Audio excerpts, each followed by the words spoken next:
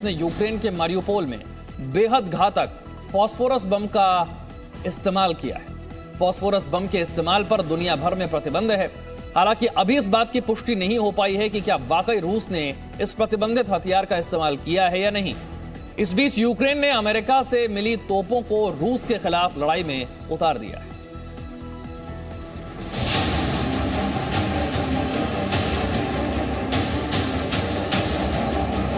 Ukraine पर सबसे घातक हथियार से हमला।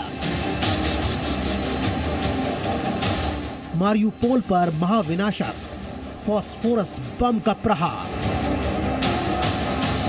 बीमार पुतिन के सफेद बम का सच।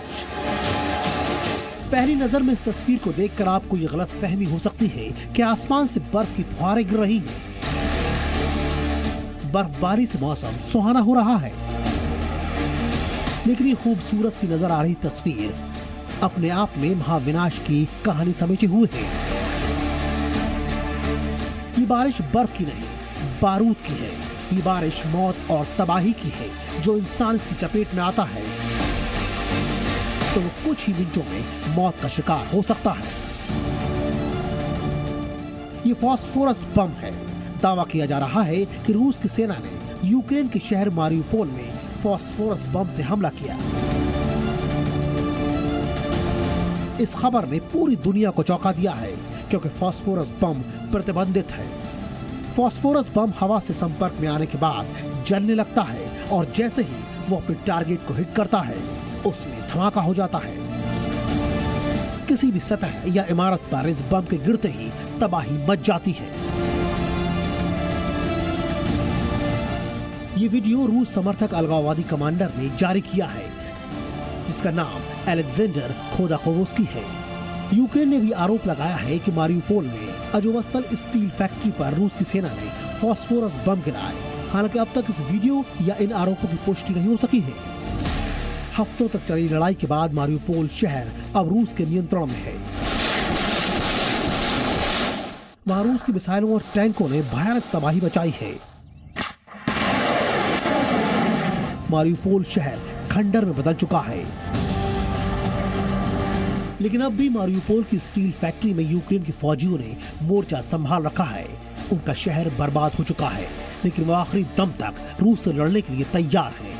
इसलिए मारियुपोल की स्टील फैक्ट्री रूसी सेना के निशाने पर है।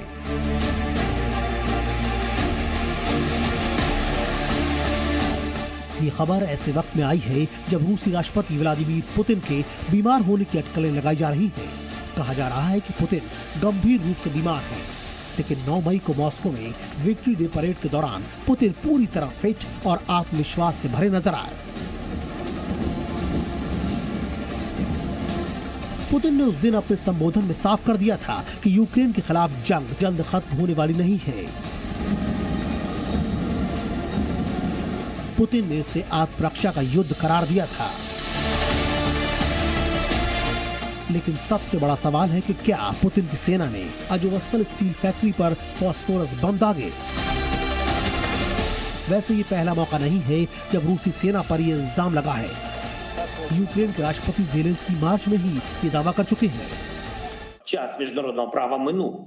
Якщо ваша відповідь ні, то діяти потрібно зараз. Діяти негайно. Потрібно негайно повертати силу.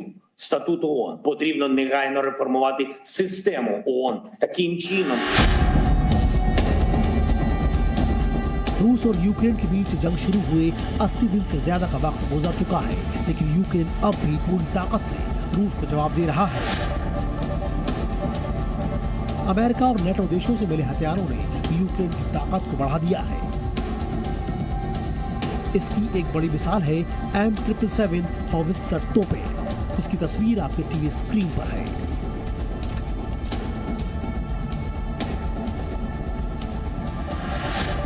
अमेरिका ने इस तरह की 79 तोपें यूक्रेन की सेना को दी हैं। पूर्वी यूक्रेन में रूस के खिलाफ इनका इस्तेमाल हो रहा है। यूक्रेन की सेना हर वो कदम उठा रही है जिससे रूस को रोका जा सके।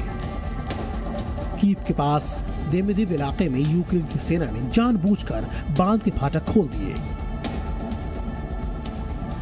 इससे इरपिन नदी में बाढ़ आ गई। नदी के किनारे कई गांवों में पानी भर गया। दरअसल यूक्रेनी फौज का प्लान ये था कि बाढ़ की वजह से रूसी सेना का काफिला रुक जाए और कीव की तरफ नहीं बढ़ सके, और यूक्रेन की सेना इसमें कामयाब भी रही। Bureau report, ji media. Presenting B News app, available on Google Play and App Store. Download it now.